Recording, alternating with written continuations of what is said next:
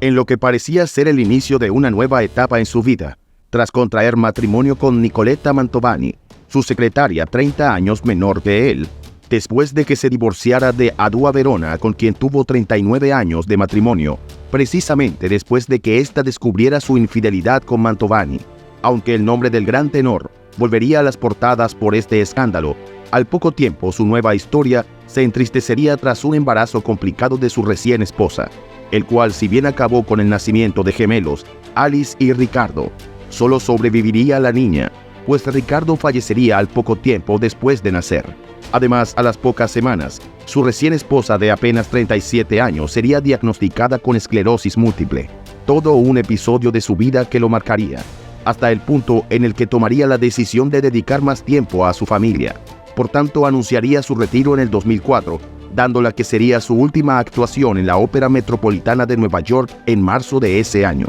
Y aunque suplía por más de 40 ciudades alrededor del mundo, misma que si bien inició al año siguiente, tuvo que detener en marzo de 2005, cuando se vio obligado a someterse a una cirugía de cuello para reparar 2 vértebras, pues el dolor que experimentaba se hacía cada vez más insoportable. La intervención sería un éxito, y tras recuperarse retomaría sus presentaciones, logrando su última actuación a gran escala en Taiwán en diciembre de 2005, pues si bien tenía agendados conciertos en los Estados Unidos, Canadá y Reino Unido para el 2006, tuvo que cancelarlo a inicios de ese año cuando un dolor de espalda comenzaría a molestarlo, lo que lo llevó nuevamente al quirófano. Esta vez la situación se complicaría, pues en el hospital de Nueva York contrajo una infección, la cual, aunque pudo ser controlada, lo mantuvo hospitalizado durante días. Pero como si de una simple gripe se tratara, apenas fue dado de alta, aceptó participar en la ceremonia de apertura de los Juegos Olímpicos de Invierno en Turín,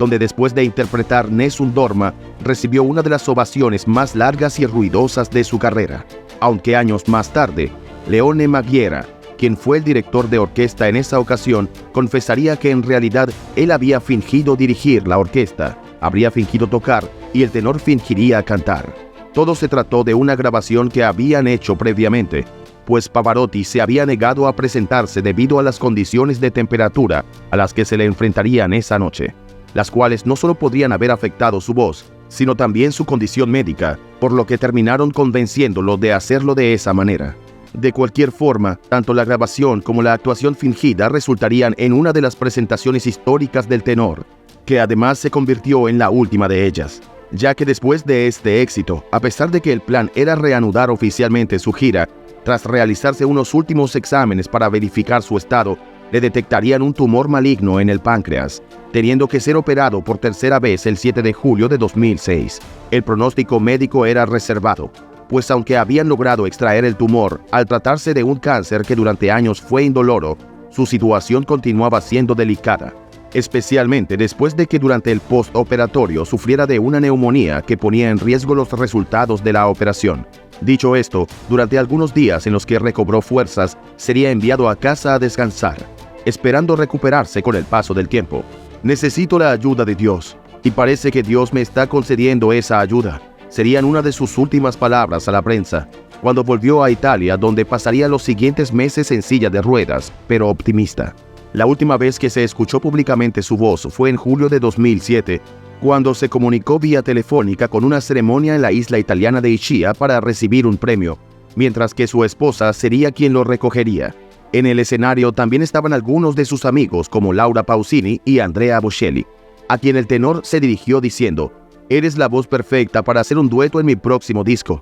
Acto seguido, Mantovani aprovechó la ocasión para anunciar que su esposo estaba trabajando en un disco de música sacra. Aún así, en agosto ingresaría al Centro Oncológico Policlínico de Módena con una fiebre que superaba los 40 grados, y sumado a eso, experimentaba ciertas dificultades para respirar. Padecía de una infección pulmonar que a los pocos días lo llevó a un estado de coma, pero del que por suerte regresaría de manera consciente, aunque debido a su delicado estado debía ser estrictamente monitorizado. En vista de esto, su habitación en el hospital sería adecuada a sus estrictas condiciones, las cuales no solo incluían sábanas negras y un frigorífico para almacenar sus alimentos favoritos, los cuales esperaba seguir disfrutando, contratando a un chef privado, sino que también debieron recubrir las ventanas con papel metálico, tal y como lo pedía en los hoteles donde se alojaba, pues detestaba que se filtrara cualquier rayo de luz. Así, en la que se convertiría entonces en una habitación de hotel de lujo, lo acompañarían su esposa y su pequeña hija,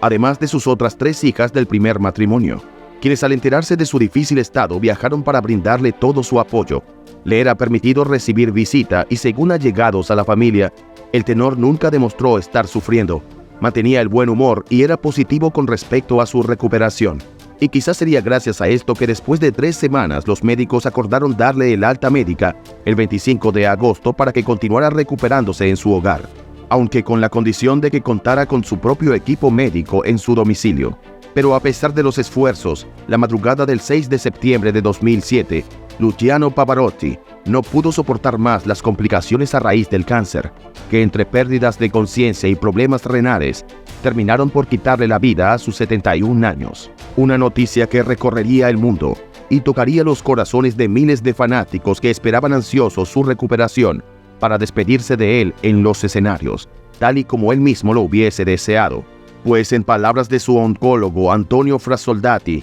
el tenor siempre demostró su deseo de vivir hasta el último minuto, pero perdería la batalla después de tantos meses, dando paso a lo que fue una ceremonia fúnebre en Módena, su ciudad natal, donde a pesar de no organizarse un gran evento, asistirían personalidades como el primer ministro italiano Romano Prodi, el exsecretario general de las Naciones Unidas, Kofi Annan, y los cantantes Laura Pausini y Bono, vocalista de U2, quien se había convertido en uno de sus amigos más cercanos. De hecho, fue uno de los últimos en visitarlo en su casa en Italia, poco antes de someterse a su última cirugía. Y nada detendría a millones de personas que hicieron acto de presencia en su capilla ardiente en la Catedral de Módena, que quedaría abierta hasta la medianoche y se abriría al día siguiente para dejar tiempo a todos los que acudirían a rendir sus honores. Igualmente, después de una exhibición organizada por la Fuerza Aérea Italiana, se realizó la entrada a la misa anunciada por un Ave María interpretado por la soprano búlgara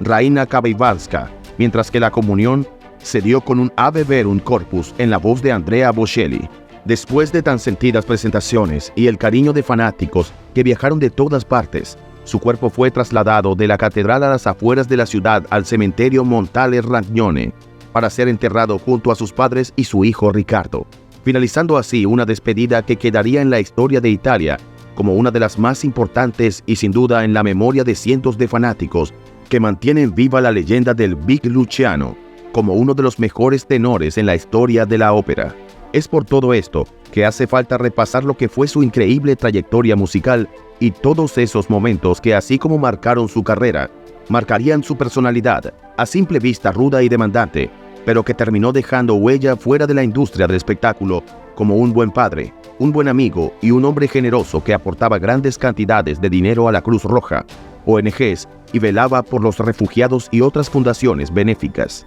Nacido a las afueras de Módena, Italia, el 12 de octubre de 1935, Luciano Pavarotti crecería en un pequeño apartamento de 2 cuartos junto a sus padres, Fernando y Adele, quienes sufrirían por su hijo cuando éste era todavía muy pequeño, que enfermó tan gravemente que hasta en 5 oportunidades le fue suministrada la extrema unción. Pero contra todo pronóstico, Luciano viviría y crecería como cualquier otro niño. No obstante, su padre, panadero de profesión y tenor aficionado, quien vio potencial en su hijo, lo estimuló para que comenzara a estudiar canto lírico, influenciándose por las grabaciones que tenían de destacados tenores de la época, como Beniamino Gigli y Enrico Caruso. Aunque además de su amor por la música, Luciano también se sentía atraído por el fútbol y soñaba con convertirse en portero profesional. Sin embargo, su madre lo convenció para que siguiera su carrera más segura y se convirtiera en profesor, por lo que durante 2 años ejerció como maestro de escuela primaria. Pero su pasión por la música finalmente triunfó sobre las responsabilidades docentes y a los 19 años comenzó a estudiar música. Sería estudiante de Arrigo Pola, un respetado maestro y tenor profesional, quien le impartió clases sin recibir remuneración alguna. No obstante, Pavarotti tuvo que trabajar a medio tiempo para mantenerse durante sus años de estudio y pasó de ser maestro de escuela primaria a convertirse en vendedor de seguros. Si bien comenzaría a presentarse en pequeñas ciudades, no recibiría paga por sus primeras actuaciones. Su primer éxito como cantante profesional sería en 1953 Rossini, un coro de voces masculinas, siendo esto lo que lo inspiraría a continuar su carrera en la música. Para esta misma época conocería a Dua Verona, con quien se casó en 1961, llegando a tener junto a ella 3 niñas. Pero para entonces, en medio de lo que sería su ascenso como cantante en solitario, desarrollaría un nódulo en sus cuerdas vocales que lo obligó a detener su carrera. Después de un concierto en el que su voz se quebraría, quedando totalmente fuera de ritmo frente a cientos de personas. Por suerte, el tomarse un descanso sería su mejor remedio, pues tras esto el nódulo desaparecería y su voz incluso mejoraría, logrando fusionar su talento natural con todo lo que había aprendido. Fue en abril de 1961 cuando hizo su debut como Rodolfo en la ópera La Bohème, momento desde el que su talento no volvería a pasar desapercibido, siendo contratado por otras óperas, aunque el gran salto al éxito lo daría tras unirse a la famosa soprano Joan Sutherland en una gira por Australia, acompañándola en más de 40 actuaciones en las que Pavarotti demostró su potencial y recibió elogios por su técnica vocal, así como también aprendería de ella la técnica de respiración que lo acompañaría durante toda su carrera. Desde entonces, sus presentaciones serían históricas, como la vez en la que en 1972 se presentaría en la Ópera Metropolitana de Nueva York, causando sensación al realizar 9 dos agudos sin esfuerzos,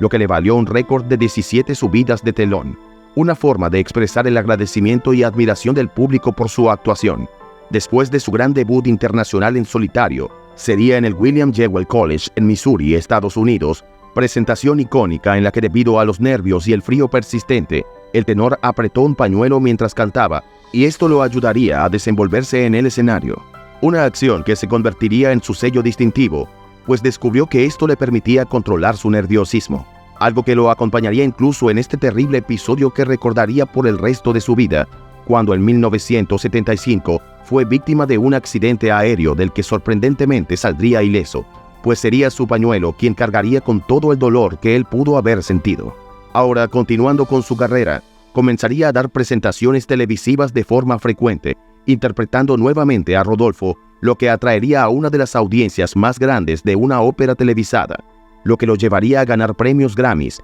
discos de platino y oro, únicamente por sus actuaciones, dándose a conocer en todo el mundo como uno de los tenores más talentosos. Si bien en los 80s continuó deslumbrando gracias a actuaciones como su interpretación del aria Celeste Aida, que recibió una ovación de 2 minutos en una noche de apertura, su nombre se haría aún más popular en 1990, cuando su aria Nessun Dorma de la ópera Turandot de Giacomo Puccini se convirtió en el tema principal de la cobertura de la Copa Mundial de la FIFA en 1990 de la BBC en Italia. Pues gracias a esto la canción alcanzó el estatus de pop y se convirtió en la banda sonora de la Copa del Mundo, lo que trajo consigo el nacimiento de los 3 tenores y su primer concierto juntos, Pavarotti, Plácido Domingo y José Carreras, el cual ocurriría en la víspera de la final de la Copa del Mundo en las Termas de Caravaca de Roma, una presentación que cautivaría a una audiencia global, lo que se tradujo en el disco clásico más vendido de todos los tiempos. Además, cuando Pavarotti cantó una parte de la famosa O Sole Mio,